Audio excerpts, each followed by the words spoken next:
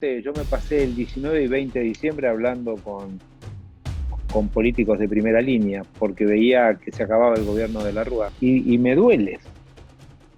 Realmente es un país que duele. Vos leías los diarios y los diarios no hablaban de esto.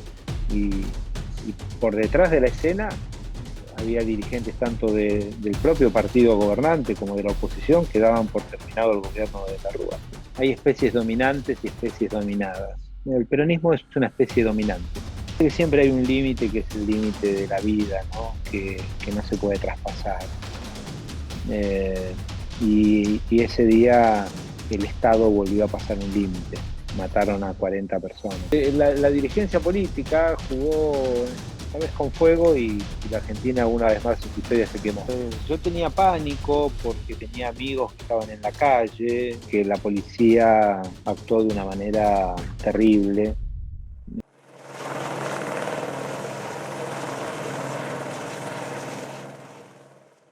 Daniel, ¿cómo estás? Buenas tardes. Hola Gracias, Mario, gracias gracias. por charlar conmigo. No, Eh, un enorme placer. Igualmente. Me preguntaba, hace 20 años vos conducías uno de los programas periodísticos más importantes, importantes en el sentido de la información que brindaba, ¿no? Después de Hora por América. ¿Cómo se producía en medio de la crisis de 2001 ese programa? Bueno, a ver, después de Hora fue un noticiero, podríamos llamarlo joven para la época, trataba de tocar la realidad nacional o internacional y agregarle un toque de cierta informalidad por el horario. Era un mix entre un noticiero y un late night. eh, y era un típico programa donde había un conductor, cuatro panelistas. Quizás lo original era que tenía uno o dos humoristas que, que le sumaban cierto contenido un poquito más blando, si es que puede haber humor blando, y trataba de hacerlo más distendido, ya que el año en sí era un año complicado, un año de bastante deterioro económico, deterioro social, y quizás la principal virtud que tuvo después de Hora fue que de alguna manera se anticipó o fue contando anticipadamente algo que muchos medios, por distintas razones, no sé cuál, lo vieron 24 horas o 48 horas antes del final del gobierno de Fernando de la Rúa. Nosotros muchos meses antes, no sé si tantos, pero 3 o 4 meses antes, veníamos alertando de que el clima social se estaba poniendo espeso. De hecho, después de horas se anticipó lo que fue una de las medidas de Cavallo que fueron fue la que quizás sacudió más a la sociedad, que fue el corralito. Ahora, cuando yo voy a los medios tradicionales de la época y miro sus portadas, el 17 de diciembre parecía un día que leyendo esa portada, yo no puedo imaginarme lo que va a pasar, lo que pasó 3 días después. Incluido ustedes, ¿no? No, no, creo que por eso digo, la principal Sí. diferencia fue que nosotros empezamos mucho antes a contar que algo se estaba gestando, que algo estaba pasando, que se notaba en la calle, que se notaba socialmente, que se notó cuando vino el corralito y que en un momento detonó. Totalmente, sí. Recuerdo 2 días después que vos personalmente diste la primicia telefónica, interrumpiste el programa que estaban, me acuerdo, discutiendo sobre un eventual viaje de la Rúa que iba a pasar el día siguiente, y vos recibiste un llamado al aire, que también era una Ujú. novedad en la época, ningún conductor hablaba por teléfono al aire, también me parece que eso fue un rasgo del programa. Eh, Diciendo la renuncia, me acaban de informar, creo que hasta textual, que acaba de renunciar Domingo Cavallo. Digo, hoy, Exactamente. Exacto, ¿no? Esta información, hoy lo que nos quedaría con el avance tecnológico y con lo que, digamos, yo hago una noticia, la genero ahora, me voy a la calle, veo un señor que cruza el semáforo en rojo, le saco una foto, la viralizo en un momento. En ese momento, si no estabas en un piso de televisión, en un programa de radio, no tenías primicia, no tenías noticias, no tenías absolutamente nada. Con lo cual, lo que hoy nos quedaría es solamente con quién hablaba Haddad. Pero digo, más allá de ese chusmerío, que no viene a cuento, es cómo se comunica hoy una primicia, una crisis. ¿Te interesa todavía desde tu medio trabajar con ese aspecto de la noticia?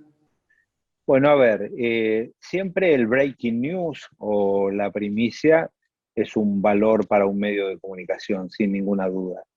Eh, en los últimos años yo cambié muchísimo el medio que fundé en el año 2002, que fue Infobae.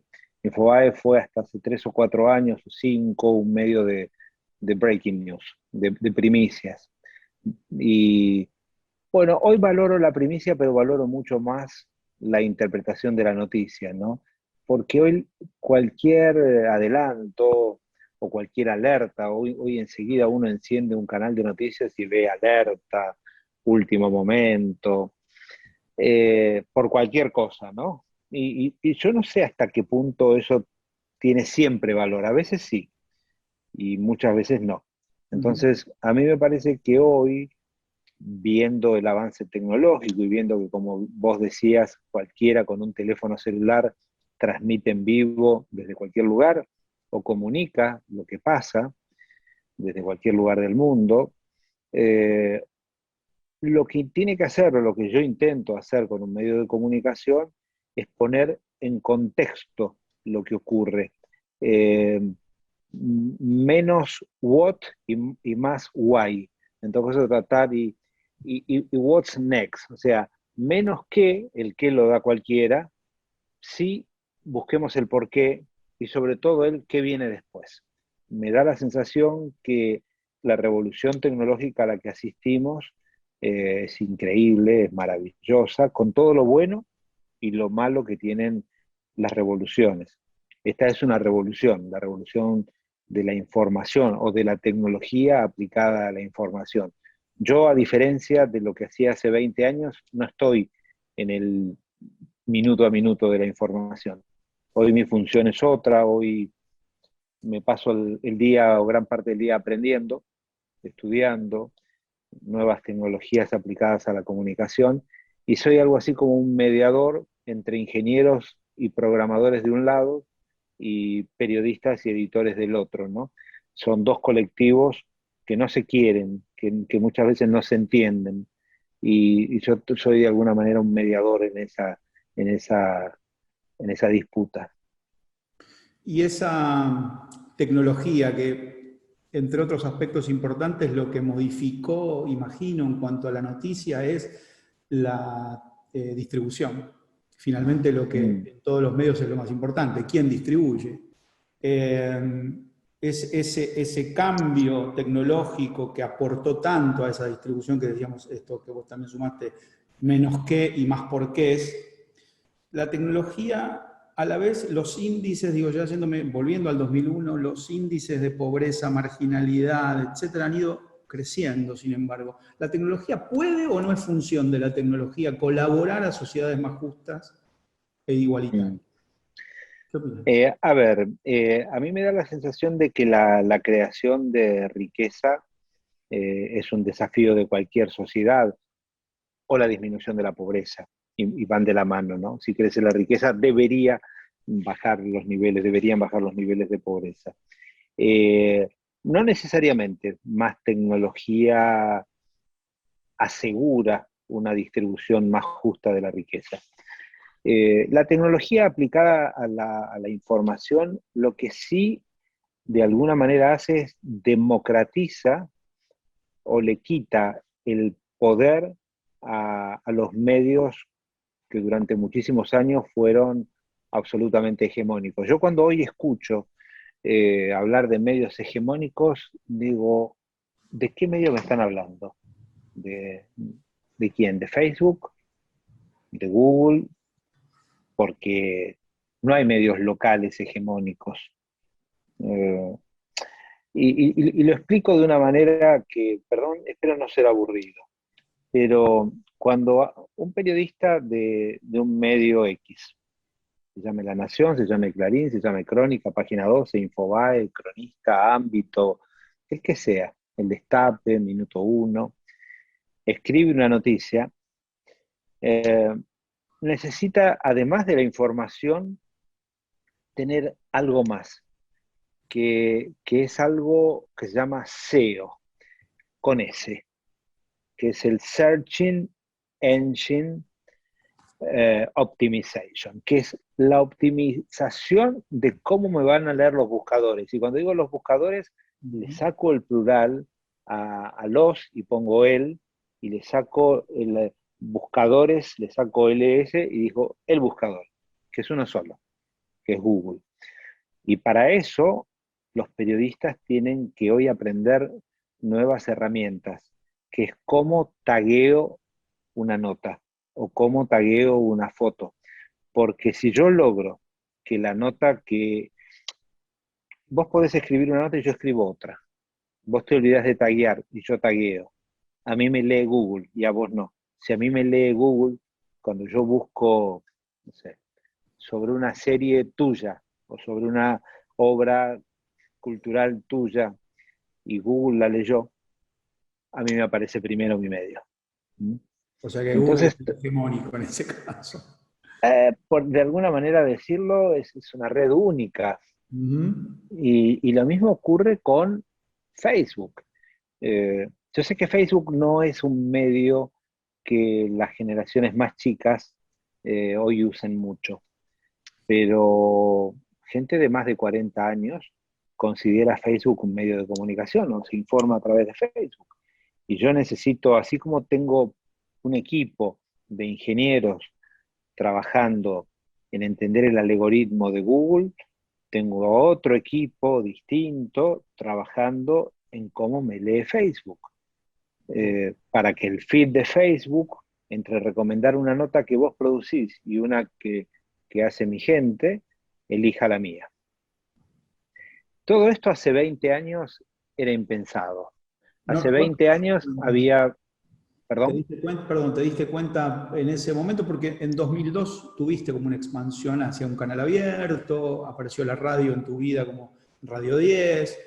Digo, te ibas dando cuenta que el tiempo cambiaba en cuanto al manejo de la información y finalmente del espectáculo, del entretenimiento. mm, mira, yo te diría, hay una palabra que a veces uso que es serendipity, ¿no? Serendipity es, yo voy a buscar algo y no lo encuentro, pero encuentro algo que es todavía mejor. Y a mí me pasó eso. Yo en el año 2002 compré un diario de papel muy chiquitito y, y quise hacerlo grande. ¿Mm? Entonces fui a buscar papel. Y en la Argentina, durante muchos años, el papel estuvo en manos concentradas de dos medios de comunicación. A ver, pongámoslo así. Para que un diario de... Yo había hecho una radio exitosa en muy poquito tiempo, o dos para esa época. Había hecho Radio 10, que de cero se puso en 18 meses primeras, o sea, en julio del 99 era la radio líder en la Argentina. Y Mega, que nació meses después, en 3 meses fue el líder de la FM. Y yo pude hacer de un canal abierto como Canal 9 en algún momento, cuando lo llevé a Marcelo Tinelli, cuando tuve una programación con telenovelas, ser el líder del prime time, pero no podía ser un jugador fuerte o importante en el papel. ¿Por qué? Porque había algunos medios que tenían las dos llaves del agua, la fría y la caliente.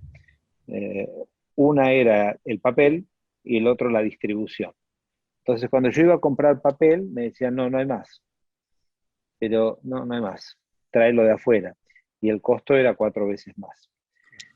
Y cuando yo llegaba con el camión a la distribución, al playón donde se tiraban los diarios de papel, eh, muchas veces llegaba y ya el distribuidor se había ido, entonces el diario no llegaba al kiosco. No quiero decir que todas esas cosas eran intencionales, de ninguna manera, jamás lo volveré a pensar, pero que pasaban. ¿Y ahí qué pasó, Entonces Daniel? dije, y ahí dije, bueno, vamos a apostar a lo digital. Entonces, Infobae, cuando nació, tenía un objetivo, un prime time que era de 10 de la mañana a 5 de la tarde. Y vos me preguntarás, ¿y por qué? Porque Internet no llegaba a las casas en ese momento. Era muy raro que alguien tuviese Internet en su casa. Ese era el horario de trabajo donde en la computadora, entre Excel y mails, alguien que estaba en su oficina miraba infobae.com. Ahora ocurrió algo que yo no esperaba. Yo jamás imaginé que en el 2007 este aparato que vos y yo usábamos para hablar por teléfono Ujú. empezó a usarse para otras cosas. Hubo un señor, un genio, que lamentablemente no está ya entre nosotros, que le puso dos cosas. Primero, una cámara fotográfica y segundo, le puso datos. Entonces transformó a cualquier usuario pasivo, digo usuario porque para no decir lector, televidente o oyente, todo lo que pasa acá es eso. Acá leo, acá escucho y acá veo videos, se transformase en un usuario activo. ¿Y qué ha ocurrido con las nuevas tecnologías? Siempre la comunicación, yo soy de gráficos, perdón, la comunicación era de arriba hacia abajo. Había emisores, había un señor que tenía un diario de papel, un canal abierto, una radio AM, una radio FM. Y millones de lectores de diarios, millones de televidentes, millones de oyentes, que no tenían ninguna posibilidad de ser críticos, ni de corregir, ni de debatir, ni de competir con esos grandes medios. Hasta que aparecieron redes sociales, donde yo digo, bueno, les quiero mostrar mi regla. ¿Mm? Y aparece alguien que dice, che, no, eso no es una regla, eso es apenas una lapicera. Y se terminó el debate. ¿Mm? Y Entonces pasó que los usuarios primero le empezaron a contestar a los medios hasta ese momento hegemónicos. Y luego empezaron a hablar entre ellos, con una potencia y una fuerza que nadie hubiese imaginado allá por el 2001.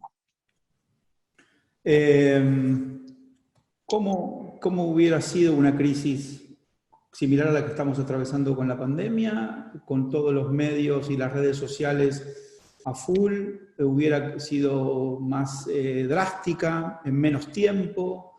Eh, ¿qué imaginás? A ver, yo no lo sé, ¿Qué otros pero casos? estoy seguro que la crisis del 2001 no hubiese sido igual si hubiésemos tenido redes sociales como tenemos hoy, que son para mí un reaseguro de la sociedad, ¿no? Que permite alertar antes de lo que está ocurriendo. Y yo no santifico a las redes sociales, no las pongo en un altar, pero existen y con inteligencia hay que saber tomarlas en cuenta. O sea, es una vieja discusión, yo la tengo con mis periodistas y lo primero que les digo es, durante años en la Argentina hubo censura de los gobiernos hacia los medios de comunicación. Hoy eso no existe, hoy no hay censura. La Argentina es un país, yo que vivo viajando por el continente, hoy Infobae, mi principal actividad no está en la Argentina, está fuera de Argentina. Digo, tengo una redacción importante en México y otra en Bogotá y ahora estamos abriendo en Lima, Perú, además de tener hace tiempo un centro de contenidos visuales, audiovisuales en Miami. Y recorro mucho el continente y hay países donde la censura existe. Y si no es por los gobiernos, son por los ejércitos narcos.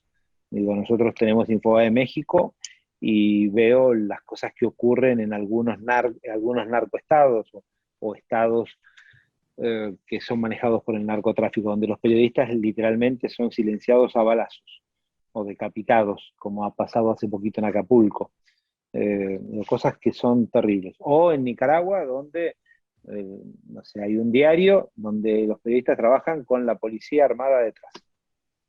O sea que en Argentina, agradezco todos los días, eso no ocurre. Pero muchas veces los periodistas hoy se autocensuran por temor a lo que puedan pasar en las redes, lo cual no es bueno. Una cosa es que la red te ayude o te corrija, y eso me parece saludable. Y después siempre diferencio dos cosas. Una cosa es que vos tengas tu cuenta de Twitter y vos escribas algo porque das tu cara, tu fotografía es real, tu nombre es real, tenés una trayectoria, tenés conocimiento, tenés historia en los medios de comunicación. Y otra es cuando aparece Graciela 0076 con un dibujito y con 23 seguidores y te pone qué sé, cualquier cosa, vendido a la izquierda. Hay días, yo realmente ¿Consumís redes, aprendí Daniel, vos? ¿Usás?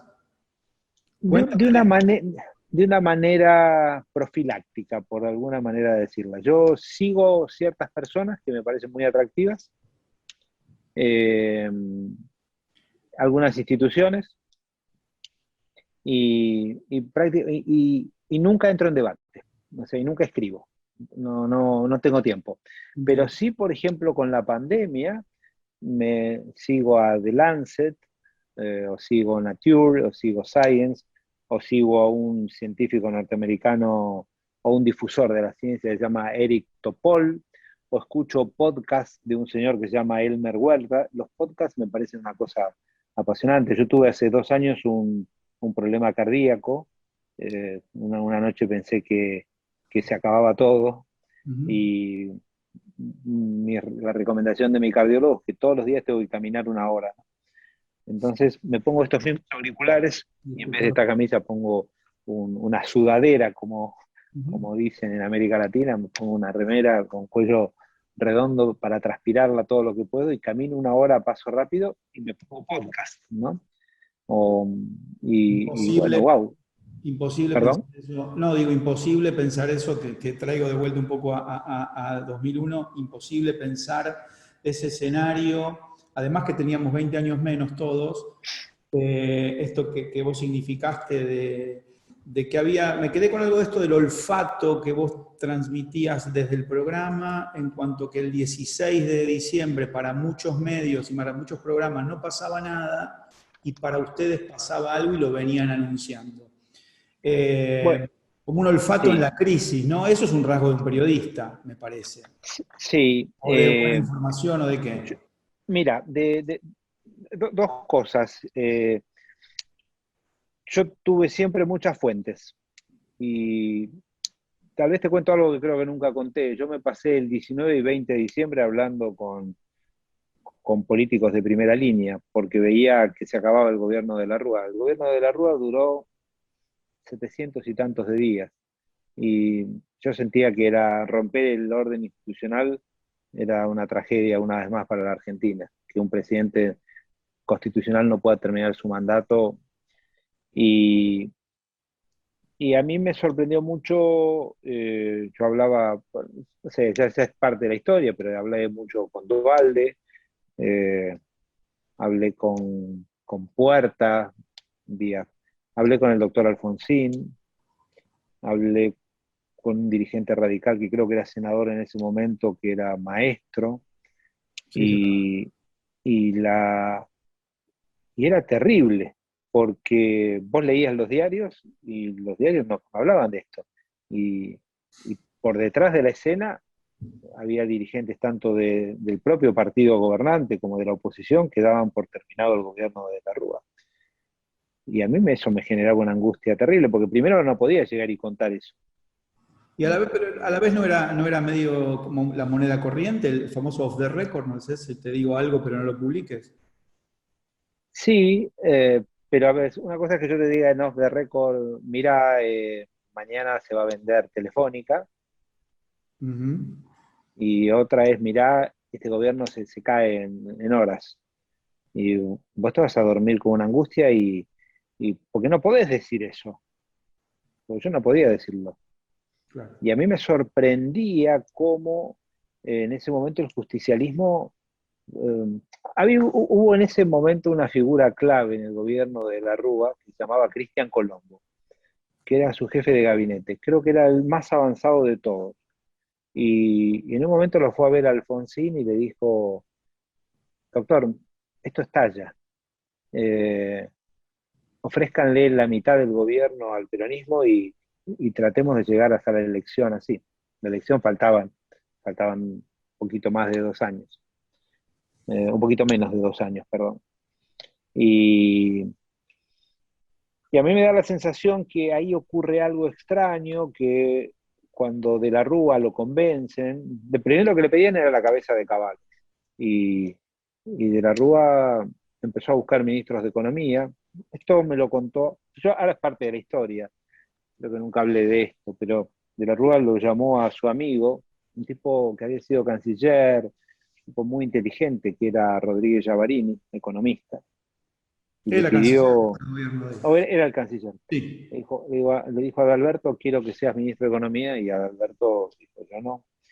Y, y no sabía cómo sacarse de encima a Caballo en las últimas horas, y Caballo tampoco quería irse, y, y el peronismo, no sé, sintió que había sangre y se fueron todos a San Luis. Los importantes, los que tomaban decisiones, se fueron a San Luis, porque si la historia, si la memoria... Inauguraron el aeropuerto de Merlo. Exactamente. Bueno, creo que tu memoria está más fuerte que la mía. Yo no podía creer, te juro, yo llegaba a la noche y contaba esto a mi mesa y decía, estos tipos están jugando con fuego. Y se jugó con fuego, porque 3 días después o 2 días después tuvimos casi 40, creo que 40 muertos, no recuerdo el número exacto, pasaron 20 años, y eso es imperdonable, ¿no? Más la frustración, más algunos que estaban esperando el cambio de gobierno porque necesitaban una devaluación. No sé, yo no soy economista, obviamente crujía la convertibilidad, pero de mucho antes, ¿no? No el 20 de diciembre, crujía desde hacía un tiempo, y para salir de la convertibilidad se hubiese necesitado un gran acuerdo nacional, porque ¿qué hacía la convertibilidad? Bueno, te ataba el 1 a 1, pero vos tenías que tener cero déficit fiscal, porque no podías prácticamente emitir, si emitías eran dólares sin respaldo. Entonces, ¿qué hacían los gobiernos? Y se endeudaban para cubrir gasto corriente. Pero es una discusión económica. Pero la dirigencia política jugó, ¿sabes?, con fuego, y la Argentina una vez más en su historia se quemó. Totalmente. Por nada, ya medio despidiéndote y agradeciéndote, dos cosas me quedan, ¿no? Una, me gusta a mí hablar de futuro, que es un tema, ¿no? Pero siempre tomando en cuenta la experiencia, si no siento que es como una novedad que no tiene sustancia. Digo, me parece que el futuro es futuro en tanto toma en cuenta lo que sucedió, ¿no?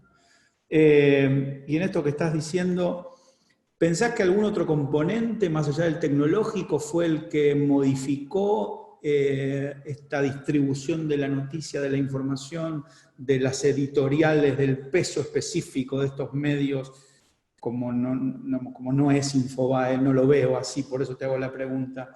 ¿O pasaron más cosas? ¿O vos sos por la tecnología? Bueno, no, yo creo que uno es por lo que va aprendiendo, ¿no? Yo no soy el mismo de hace 40 cuando tenía 20, ni hace 20 cuando tenía 40. Digo, creo que el paso del tiempo, si algo bueno tiene, porque el deterioro del físico, eso no es bueno, ¿no? Digo, eh, es aprender a madurar y a no apresurarse, me da la sensación. Eh, pero la tecnología es determinante. A mí me da la sensación que un esquema, digo, ni en tu cabeza ni en la mía, ni en cualquiera que pueda estar viendo este diálogo, se puede imaginar hoy, en este tiempo, vivir con un canal de televisión que te diga, vas a ver esto a las 23. Decís, ¿perdón? No, yo lo voy a ver, ¿cómo? Los miércoles a las 23. Y vos decís, no, a ver, me parece que no entendieron nada. Yo lo veo cuando quiero, donde quiero, cómo quiero, en teléfono, en tableta, en mi propio televisor, en YouTube. Digo, para la industria de la comunicación, de la noticia, del entretenimiento, la revolución cultural que estamos viviendo es maravillosa. o tecnológica es maravillosa. Que existan plataformas, digo, a ver, para un producto tuyo tenías 3 bocas o 4, con suerte. Si no entrabas ahí, había que irse a otro país. Ujú. Bueno, hoy todos los días aparecen nuevas plataformas demandando contenido, demandando series, documentales, biografías. Y en ese sentido la ¡Wow! distribución es lo mismo, es lo que define, como lo que contabas, me quedé con el camioncito de los canisitas que no te distribuían el diario. Eh, Vos podés creer que me lo dejaban a la intemperie. Y yo claro, sufría, porque a veces me llamaba, yo tenía una persona encargada de la distribución que me decía, no sé por qué me decía Don Daniel, creo que era chileno. Don Daniel, nos han dejado los periódicos al aire libre y se están mojando. Y yo sufría, primero porque me decía Don, cosa que no me gustaba nada. Y segundo porque veía que otra vez íbamos a, no importa si teníamos una gran portada, una primicia, y nos ganaron por cansancio.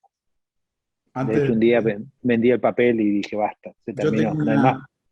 tengo una mirada random a veces, discúlpame que vuelvo, me quedan las cosas como girando en la cabeza y soy un poco rumiante y decís cosas Por tan favor, interesantes que me quedan a total disposición, por favor, quitate todas las pero dudas. me quedé con esto del el peronismo vio sangre, entonces, qué quiere decir eso cuando dijiste el peronismo vio sangre? Que, eh, en el, Porque es en uno el de los mundo mitos, ¿no? animal, El en el mundo peronismo. animal hay especies dominantes y especies dominadas, ¿no?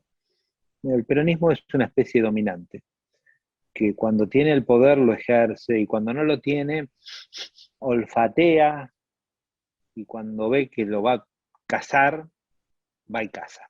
Y en ese momento eh, siempre tuve la sensación de que ahí la figura que soñaba o apostaba con el quedarse con el poder era el gobernador de la provincia de Buenos Aires.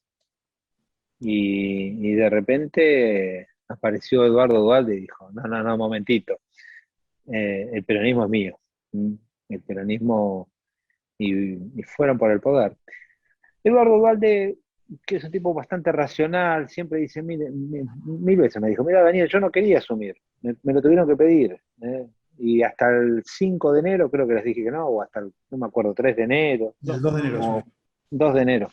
Bueno, hasta el 2 de enero les dije que no, que no, que no, hasta que me llamó Alfonsín y me dijo, esto se incendia y usted va a ser el responsable. Y Dualde hizo lo que Colombo pedía, era un gobierno mixto de radicales y peronistas. Y la verdad que, que se evitó esa anarquía que podía haber terminado en cualquier cosa. Y en ese momento no nos olvidemos, era que se vayan todos. No sé, había asambleas en cada plaza. Era Corralito, una crisis cosa. política, sí, sí, todo junto. Los bancos que se habían que no devolvían los depósitos. Y, y si ves la progresión de hechos, quien le pone un fin a esta etapa que fue muy fea, de 2 años o de año y medio, donde tuvimos un éxodo en la Argentina importante, gente valiosa, laboriosa, eligió Ezeiza como salida de la Argentina. Eh, el que vuelve a retomar el poder y lo conduce es Néstor Kirchner, con todo lo bueno, lo malo, no entro a juzgar, pero el, el, la política recupera el poder con Néstor Kirchner. Dualde fue una transición a esa recuperación de la anarquía a tener algo de poder y ordenar algo. Ahí Dualde tuvo un tipo clave que fue Roberto Lavagna y un tipo previo a él que la historia no lo registra mucho porque fue 4 meses ministro de Economía, que fue Remes Lenikov, Ujú. y podrá ser muy discutido, ¿no? Pero del caos se fue de a poquito a una normalización, con mucho dolor, porque cualquier devaluación expulsa a millones de personas a la pobreza, y eso pasó. Y después vino cierta recuperación. Pero bueno, la historia argentina es una historia triste. ¿Te atrae? como elemento? Bueno, Para tu bueno, punto de vista, yo, yo vivo leyendo sobre, a ver, me agarran por épocas. Hoy soy un apasionado de la lectura de los 70, porque a mí me cuesta entender cómo, muy cerquita de donde vos o yo podemos vivir, digo, en la ciudad de Buenos Aires o en los alrededores, había combates armados. Yo no puedo, a veces cuando paso por la ESMA, no puedo imaginarme que en plena Avenida del Libertador fue un centro que sirvió para eliminar, para hacer desaparecer a 5.000 personas. No entra en mi cabeza que, y eran argentinos, y eran de carne y hueso, nacidos, y cuando paso por Aeroparque, y miro y digo, ¿cómo es posible que hace, no sé, en el 76 o 77, no hace tantos años, despegaban aviones con prisioneros, dormidos, anestesiados, y los tiraban en el Río de la Plata? Entonces, la historia argentina, yo amo mucho Argentina, es el país en el que crecí, en el país donde tengo los muertos que extraño, eh, y me duele. Realmente es un país que duele. La Argentina es un sueño que a veces no es un sueño, vos decís, wow, no, quiero despertarme y que esto sea mejor. Argentina hasta, hasta el año 30 y tantos, te cuento, te robo yo un minuto. No, Yo sabía que Evian era un agua mineral, ¿no? Y en realidad es una ciudad francesa, ¿no? Yo no la desconocía, que está muy cerquita de los Pirineos. En el año 38, cuando ya se veía el peligro de Hitler, que Hitler ya no era un loco, o sí, era un loco, pero era un asesino y era un tipo que estaba pensando un plan criminal, se reúnen las 8 armadas más fuertes del mundo a pensar qué hacer con Hitler. Bueno, cuando empecé a buscar información sobre esa reunión, encontré que entre las 8 armadas que estaba la Armada Argentina. Entonces digo, de 1938, tener una de las 8 armadas, eh, y estar invitado a ver qué se hace con Hitler, pasamos a un país que hizo locuras. No sé, yo valoro la gesta de Malvinas y mucho por el sacrificio que hicieron los que se quedaron en la isla, los que se hundieron en el General Belgrano, los que volvieron con mutilaciones o con, no sé, con unos líos en la cabeza terrible. No puedo entenderlo. Me dedico y te confieso que muchas veces me voy a dormir yo o no me puedo dormir sin leer, y ahora sumé un vicio más. A veces miro YouTube y cuando veo en YouTube cosas de un noticiero de época, ¿no? Que se llamaba 60 minutos, y veo la obsecuencia. Hay un reportaje al general Camps, hecho por un periodista sí, que sí, ya sé de está, cuál. yo no puedo creerlo, te lo juro, y digo, y eso pasó en nuestra tierra, y no hace muchos años. Camps y Bombernik juntos en la misma mesa, esa Ah, nota. bueno, ese reportaje duró una semana, ¿no?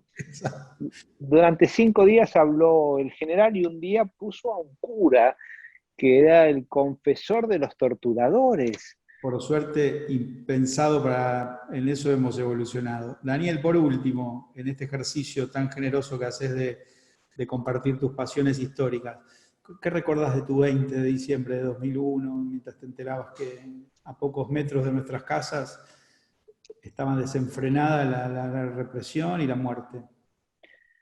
No, a ver, yo tenía pánico porque tenía amigos que estaban en la calle, y tenía pánico porque la policía actuó de una manera, qué sé yo, no sé, es muy fácil juzgar estando, pero fue terrible. Eh, A mí me parece que siempre hay un límite, que es el límite de la vida, ¿no? Que no se puede traspasar. Eh, y ese día el Estado volvió a pasar un límite. Mataron a 40 personas. Creo, no sé si fueron 40, 42, 38, no, no sé, depende de qué historiador lo escriba, pero no importa, cada vida vale, cada vida cuenta. Eh, yo sufrí mucho, fue muy emotivo ver a la gente en la calle también, la gente estaba cansada. eh, Recuerdo un momento en que la gente empezó a cantar el himno en la plaza y me acuerdo que yo estaba al aire y no sé, siempre me emociona escuchar el himno, ¿no? Como me emociona escuchar Aurora o la marcha de San Lorenzo. ¿Será que en el colegio primario nos formaban con esa música, ¿no? Quizás. Y fue muy doloroso. Y cuando miro para atrás, siempre uno dice, ¿qué podría haber hecho mejor uno? Y la verdad es que los medios tienen cierta cuota de participación en la vida comunitaria, pero el poder real está en otro lado. Los medios, en definitiva, podemos ser testigos, podemos contar lo que pasa, podemos, si nos animamos, con prudencia, interpretar los hechos, pero las definiciones de todo lo que estaba pasando se estaban tomando en otros lados. En San Luis y en el departamento de la calle Santa Fe del doctor Alfonsín, ahí se definió eh, qué era lo menos malo, según ellos, que podía pasarle a la Argentina. Daniel, muchas gracias, ¿eh? No, gracias a vos, un enorme placer. Igualmente.